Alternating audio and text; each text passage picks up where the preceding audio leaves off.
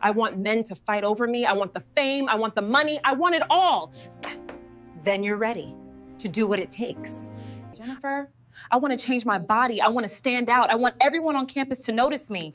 Are you sure you're ready for everything that comes with that? Jennifer, you don't trust me? I will do it. I want to stand out. Relax. Oh. There are ways to upgrade yourself. BBL. See the likes, Jennifer. Everybody, they notice me now. I tell you, you don't finally become that girl. Yeah, that girl. Now, I'll be the trending girl for campus.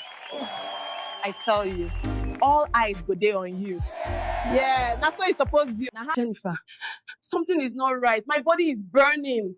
Relax. This is normal. It will subside. You will be fine.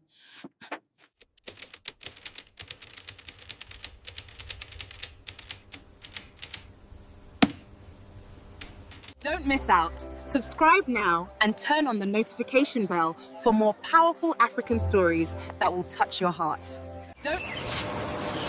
They say every tragedy begins with a dream. In the small village of Omodu, far from the noise of the city, there lived a man who believed his suffering would one day mean something. He had nothing, no wealth, no comfort, no certainty, only hope. But hope can be dangerous because sometimes the very dream you build on your life on is the one that will destroy it. Okeke sat on a low wooden stool, tying a rope around his waist. His hands were rough, cracked from years of climbing palm trees.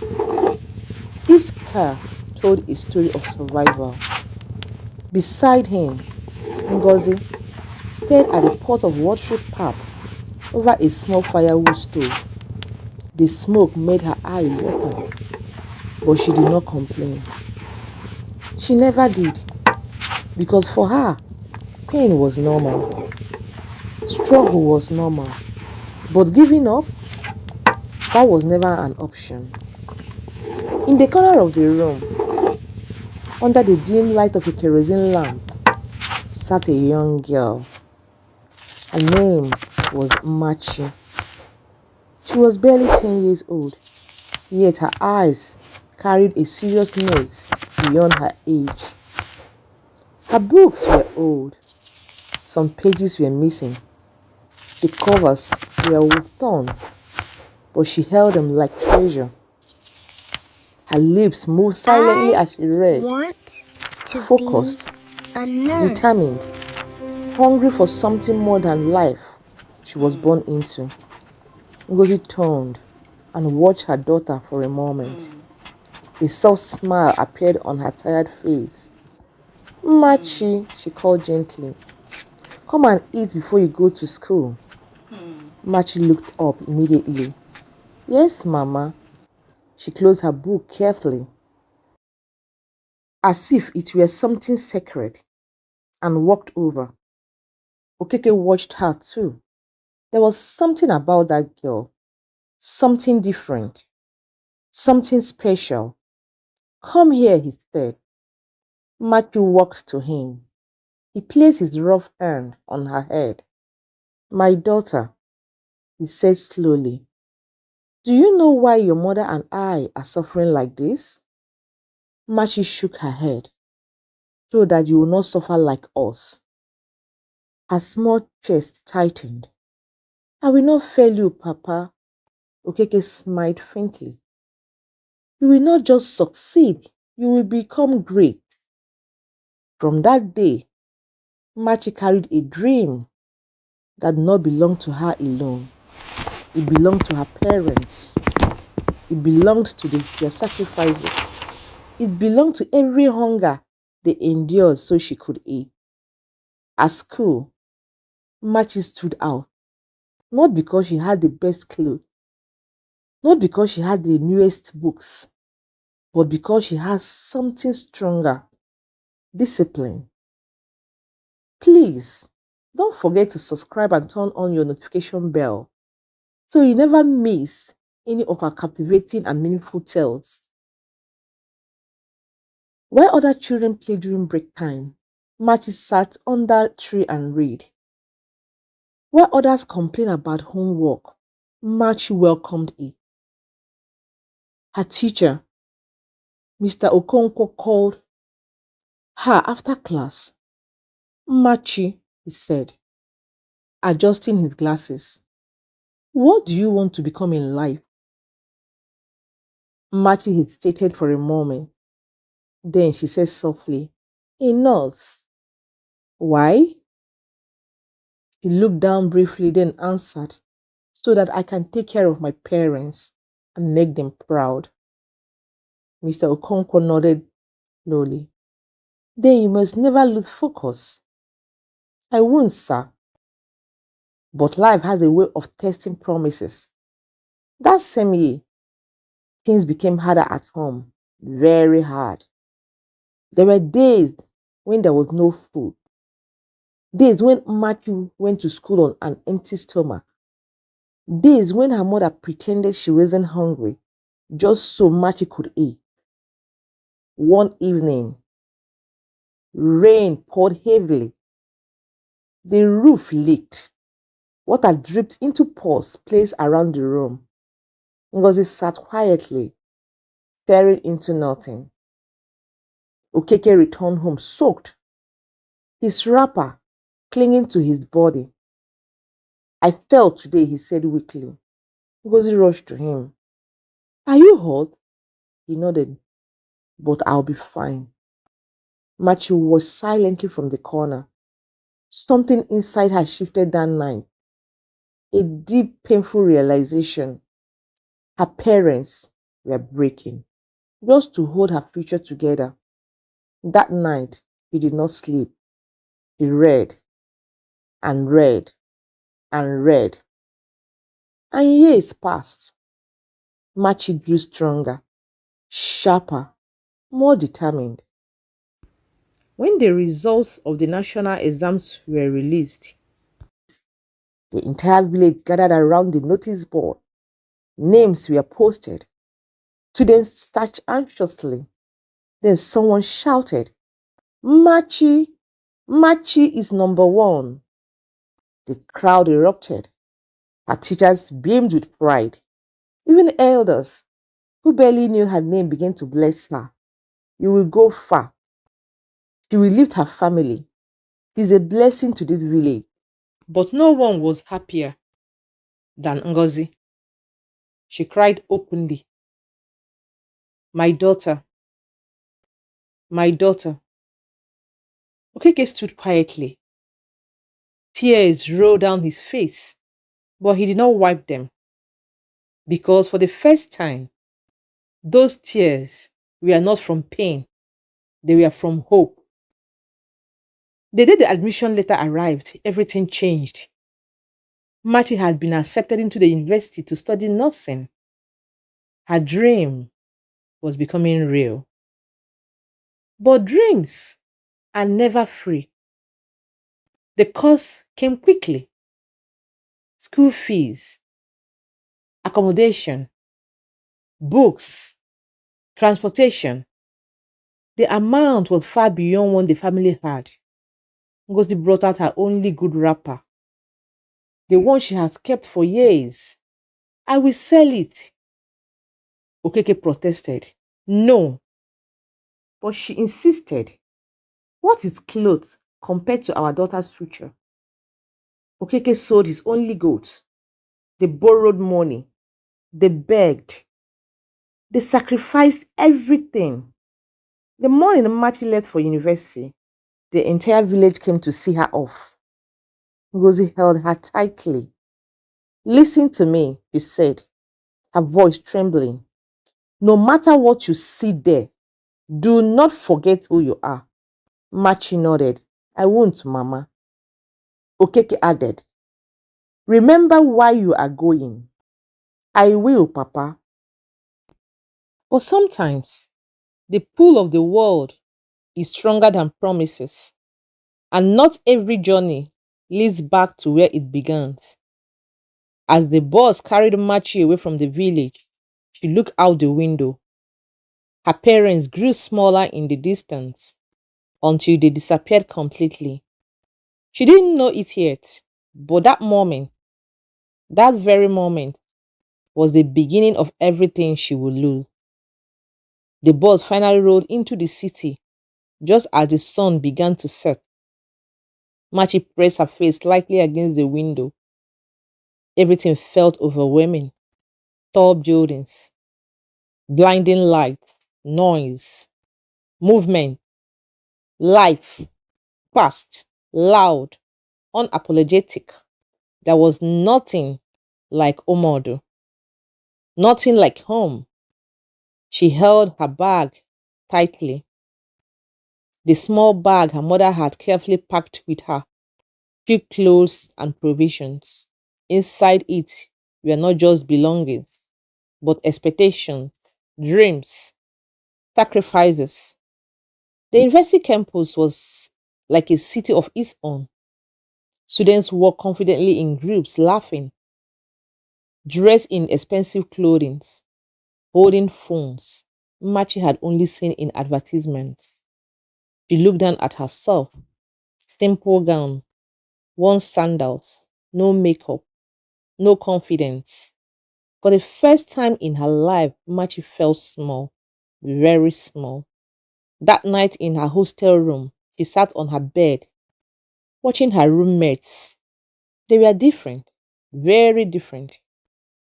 One was on a video call, laughing loudly with someone. Another was applying makeup in front of a mirror. A third was scrolling endlessly through social media. Machi quietly hid her cheap phone and brought out her books, but she couldn't focus. Her mind was no longer on nursing. It was on them, their lives, their ease, their confidence, their beauty. A quiet voice whispered inside her, "You don't belong here." The next day, Machi met Jennifer. It happened by accident. Machi has gotten lost trying to find her lecture hall. "Excuse me," she said softly. "Please, do you know where the nursing department is?" Jennifer turned, and in that moment, Machi made the beginning of her downfall. Jennifer was stunning, perfect hair, flawless skin, expensive perfume, confidence that filled the air. She smiled. "Oh, you are new?" she said, scanning Machi from head to toe. "Yes." Jennifer tilted her head slightly. "You are too serious. Relax. This place will swallow you if you don't loosen up." Machi forced a small smile. "I just want to focus on my studies," Jennifer laughed. Everyone said that at first. Days passed. Jennifer kept appearing, always smiling, always friendly, always persuasive. Then one evening, she said, "There's a small get together tonight, nothing serious, just come and see." Machi hesitated. "I don't think so." "Don't think too much," Jennifer interrupted gently. "You deserve to breathe." Machi remembered her mother's voice. "Don't forget who you are." But then she looked at herself again, lonely, out of place, invisible, and something inside her cracked. "Okay," she said.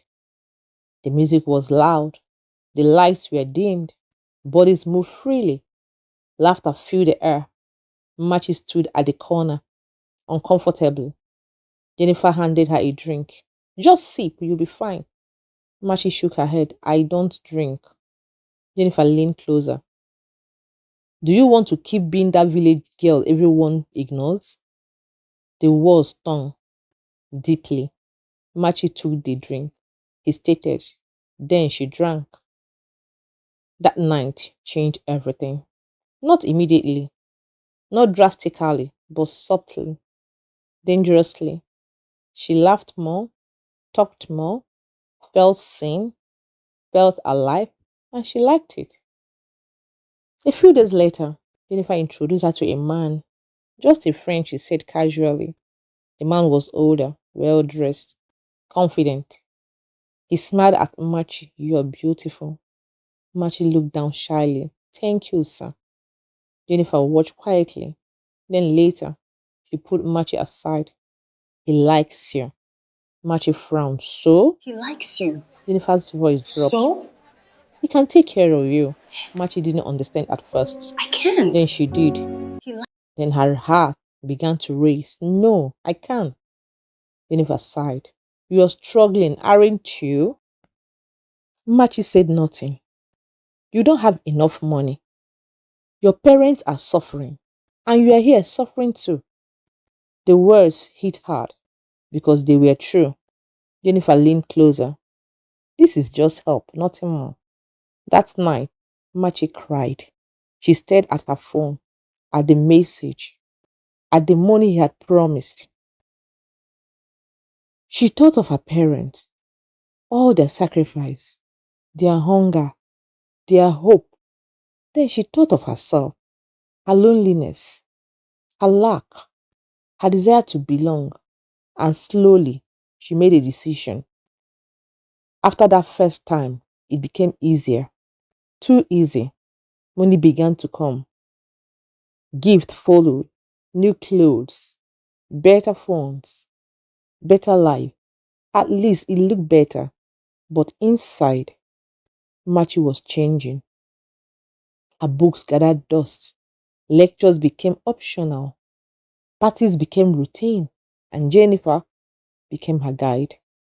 Relax, Jennifer said one night, handing her something small. What is it? Mmachi asked nervously. It will help you enjoy yourself. Mmachi hesitated. I don't want to. Jennifer cut her off. Do you want to keep those men interested or not? The pressure returned, stronger this time. Mmachi took it and swallowed. Weeks turned into months. Mmachi stood in front of a mirror one evening. She barely recognized herself. Makeup, expensive clothes, confidence, attention. But her eyes told a different story. A tired story. A lost story. Jennifer walked and smiled. Now you're becoming somebody. Mmachi smiled too. But deep inside, something whispered again. You are losing yourself. But this time, she ignored it. The transformation did not happen overnight. But one day, it became complete. Mmachi stood in front of a full-length mirror in Jennifer's room. Soft music played in the background. Perfume filled the air. Her reflection stared at her, but it was no longer the girl from Umod. Her hair was longer. Her skin glowed under layers of carefully applied makeup. Her clothes hugged her body in a way that demanded attention. She turned sideways, paused, and then smiled. This is better, she whispered. But deep inside, a faint voice responded. At what cost? She ignored it. Money now came easily, too easily. Transfers, cash gifts, shopping spree, weekend trips. Men competed for her attention. They praised her, desired her, spent on her, and for a while, that felt like power. Jennifer would often laugh and said, see, books don't pay like this. Mmachi would laugh too. But somewhere in her mind, a memory flickered. Her father climbing trees at dawn. Her mother sitting under the hot sun selling vegetables. Sweat, pain, sacrifice. She pushed the thought away. One evening, her phone rang. It was her mother. Mmachi stared at the screen, hesitated, then picked up. My daughter. Ngozi's voice came through, warm and hopeful. How are your studies? Are you eating well? Mmachi swallowed. Yes, Mama. Everything is fine. Your father was asking about you. He said you should not forget your books. There was a pause. Then Mmachi replied, Mama, I am doing my best. I even had to start doing something to make money because I don't want to disturb you people. I started doing menial jobs to help myself. There was a long pause. The mother said, please do your best. We are counting on you. May God help you. Mmachi replied, Mama will not disappoint you. But even as she spoke, she knew she was lying. After the call ended, she sat still for a moment. Then Jennifer walked in. Why are you looking like that? It's nothing, Mmachi said quickly.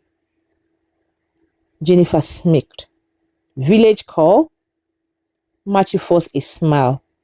Something like that. Jennifer rolled her eyes. You need to stop letting them hold you back. And just like that, the guilt disappeared. The parties became bigger, louder, more dangerous. Mmachi was no longer the shy girl in the corner. She was now the center of attention. Men called her name. Girls envied her. She had become what many wanted to be, or thought they wanted to be. There were nights she didn't remember clearly. Nights filled with flashing lights, loud music, and blurred decisions. But she didn't care, because every morning her phone would be filled with alerts. Money. More money. What started as just once became frequent. What was occasional became necessary. Mmachi began to rely on substances just to feel normal. Without them, she felt restless, empty, uneasy. Jennifer noticed, but she didn't stop her. Instead, she encouraged it. Don't overthink, just enjoy yourself. Slowly, Mmachi stopped thinking about the future. There was no more nurse, no more graduation, no more helping her parents. Only now, only pleasure, only survival in a world she didn't fully understand. One night, after a party, Mmachi stood in front of a mirror again. But this time, she wasn't satisfied. She touched her body, examined it closely, turned from side to side. Jennifer walked in and noticed. What is wrong? I feel like I am not enough, Mmachi said quietly. Jennifer raised an eyebrow. Not enough? With all this attention? Mmachi shook her head. I see the other girls, their bodies, their shape. I want more. Jennifer smiled slowly. Then get more. Mmachi turned. What do you mean? Jennifer walked closer. There are ways to upgrade yourself. That was the first time Mmachi heard it clearly. Body enhancement, BBL, surgery, perfection. At first, she resisted. No, that's risky. Jennifer shrugged. Everything is risky. Even being poor is risky. Mmachi was silent. Jennifer leaned in. Do you want to remain where you are? Or do you want to rise higher? Those words sank deep. Because now, Mmachi was no longer trying to escape poverty.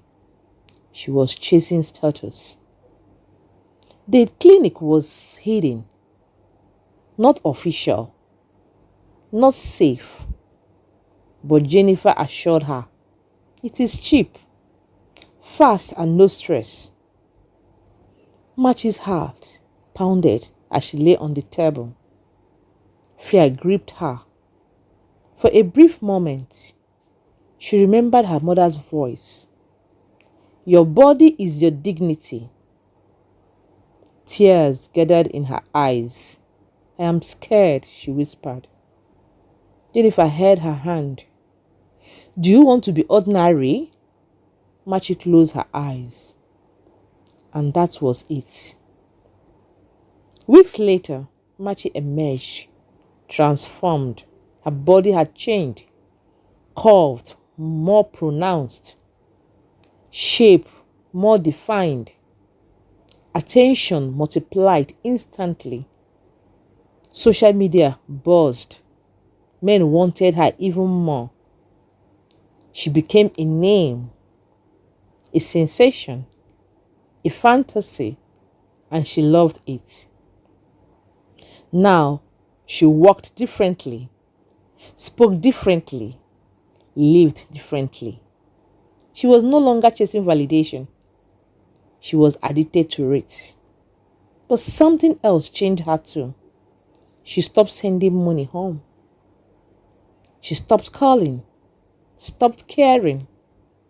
Sometimes, late at night, when the noises faded, when the lights dimmed, when she has gone home and sat alone, she will feel it.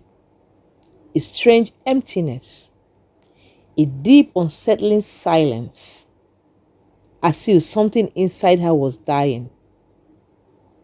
But before the feeling could grow, she drowned it with music, with company, with substances, with distraction. One evening, Jennifer walked in excited. I have something bigger, she said. Mmachi looked up. What? Jennifer smiled. A new doctor, better results, perfect body. Mmachi's heart skipped. What kind of results? Jennifer leaned in slowly. Hourglass perfection. A pause. A dangerous pause. You will be unstoppable. Mmachi stared at her reflection again, then whispered, I want it. The decision was made, and once again, Mmachi ignored the fear in her chest. The clinic was different this time, smaller, hidden deeper within the city. The walls were poorly painted. The smell was strange, unsettling. Mmachi paused at the entrance. Jennifer, are you sure about this place? Jennifer didn't hesitate. Do you want result or not? Mmachi looked around. Something felt wrong. Very wrong. But then, she imagined the outcome. A perfect body. More attention. More money. More power. She swallowed her fear. I will do it. As she lay on the cold surgical bed, her heart raced uncontrollably. The doctor avoided eye contact. The equipment looked unquestionable. There was no proper explanation. No assurance. Just urgency. Just speed. Just danger disguised as opportunity. For a brief moment, Mmachi almost got up, almost walked away, almost chose life. But Jennifer's voice echoed in her mind. Do you want to be ordinary? Mmachi closed her eyes and surrendered. The procedure did not go smoothly. There were whispers, tension, confusion. At some point, Mmachi felt an unusual sharp pain, not normal, not expected. But before she could react, darkness swallowed her.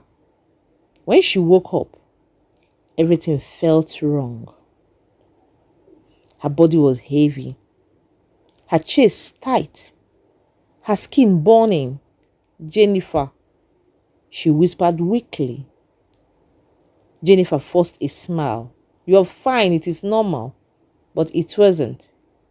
A few days later, the pain did not reduce. It increased. Her body began to swell in strange places. Her skin felt hot, sensitive. Then came the smell. At first, it was faint, barely unnoticeable. Then it grew stronger, and stronger. Mmachi noticed it one morning. While standing in front of the mirror, she froze. Jennifer, did you smell that? Jennifer hesitated, then forced a laugh. It is probably just the medication. But deep down, even she knew something was wrong. Mmachi removed her clothes slowly. Her hands trembled. She looked at her body, and what she saw made her scream.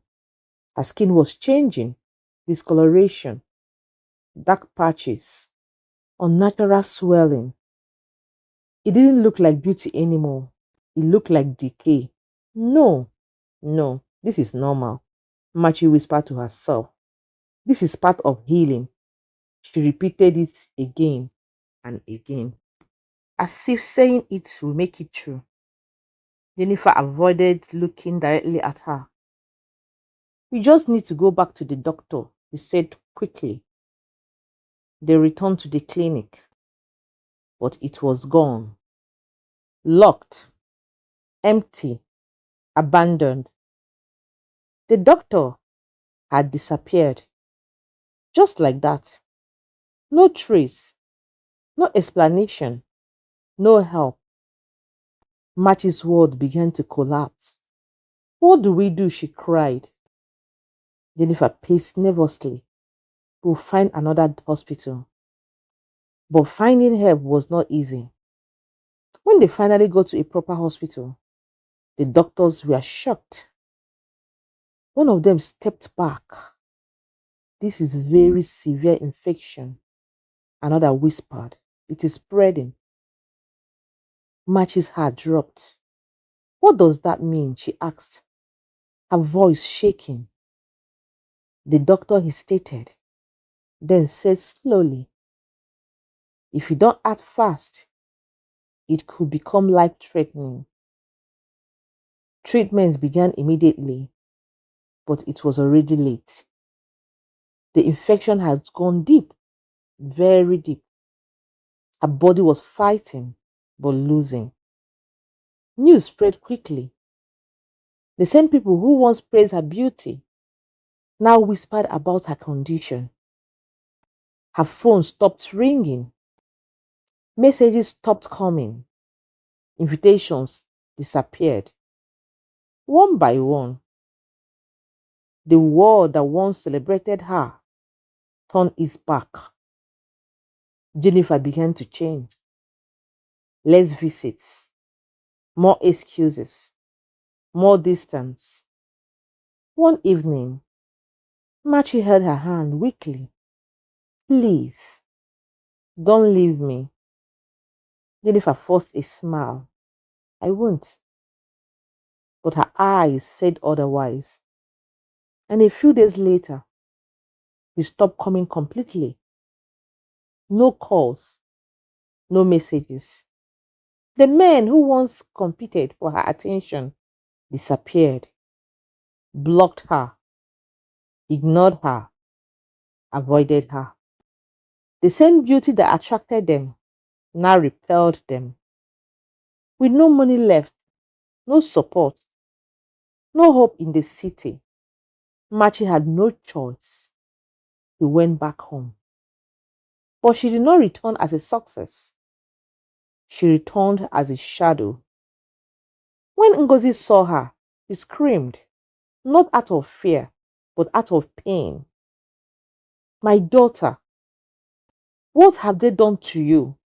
Mmachi collapsed into her arms, crying uncontrollably. I'm sorry, Mama. I'm so sorry. Okeke stood at the door, frozen. His strong body shook, but no words came out. Because sometimes pain is too deep for words. Days turned into weeks. Mmachi grew weaker, thinner, sicker. The smell worsened. The pain became unbearable. And then the doctor said something that broke everything. He may not survive this. The night was unusually quiet. No wind, no insect sound, nothing. as if the world itself has paused, waiting. Mmachi lay weak and motionless on the thin mattress. Her breath was shallow, each breath a struggle. Ngozi sighed beside her, holding her hand tightly, afraid that if she let go, she might lose her forever. Okeke stood at the corner of the room, silent, broken. A man who had fought life all his years, but was now losing the only battle that truly mattered. Mama, Matthew whispered faintly. Ngozi leaned closer immediately. I'm here, my child. I'm here. Tears streamed endlessly down her face. I am sorry, Machi said, her voice barely audible. Ngozi shook her head quickly. No, don't say that. Just stay with me, please. Machi's eyes slowly searched the room, as if looking for something or someone. Then she spoke again. Papa. Okeke stepped forward. For the first time in days, his leg felt weak. He knelt beside her. My daughter. Machi's lip trembled. I wanted to make you proud. Those words shattered him completely.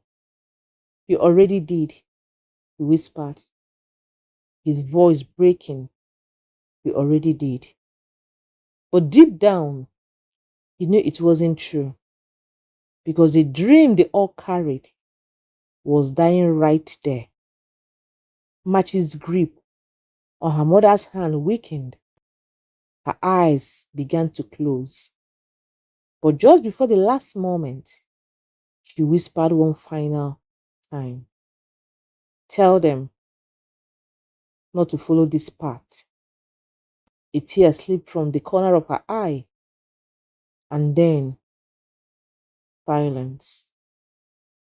Mmachi was gone. Ngozi screamed, not just a cry, but a sound so deep, so shrill, it carried years of sacrifice, pain, and shattered hope. My daughter, my child, my hope. She held Mmachi's lifeless body tightly, rocking back and forth, as if refusing to accept what had just happened. Okeke did not cry immediately. He stood still, frozen, staring, as though his soul had left his body. Then slowly, he sat on the ground, and for the first time in his life, the strong man broke. The village gathered once again, just like the day they celebrated her success. But this time, there was no joy, only sorrow, only regret, only whispers. That was the girl who was going to become a nurse. She was their hope. What happened? No one could fully answer. But because sometimes the truth is too painful to say out loud, Matthew was buried beside the mango tree behind their house. The same place she used to sit and read as a child. The same place where her dreams began. Now, it was where they ended. The moral of this lesson is never trade your destiny for temporary pleasure. What looks attractive today may destroy your tomorrow. Mmachi exchanged her future for a moment of comfort and paid with her life. Peer pressure can destroy a life completely. Not every friend is a true friend. Some people enter your life only to lead you into darkness. All that glitters is not gold. The flashy lifestyle, the money, the attention, most times they come with hidden dangers and painful consequences. Your body is not a tool for validation. True worth does not come from appearances or approval from others. Chasing perfection can lead to irreversible damage. Never forget where you come from. When you forget your roots, you risk losing yourself completely. A parent's sacrifice should never be taken for granted. Behind every opportunity is someone's pain, someone's struggle, someone's sacrifice. Choices have consequences. Every decision matters, and some mistakes cannot be undone.